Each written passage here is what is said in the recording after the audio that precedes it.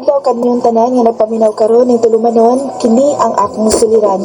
Ilabi na kaninyo Dr. Rene Obra ug Attorney Eileen Bathan. Ingon man sa mga artista nga maghatag og kinabuhi ning akong suliran. Itago lang ko niyo sa pangan nga Langlang, 27 anyos, usa ka byuda ug may 3 ka anak. Taga Misamis Occidental. Punto legal kining akong suliran. Kabahin kini sa among sitwasyon ining bag-o ko karong gikarelasyon. Aron ninyong hisabtan, ingon ni ini ang mga panghitabo.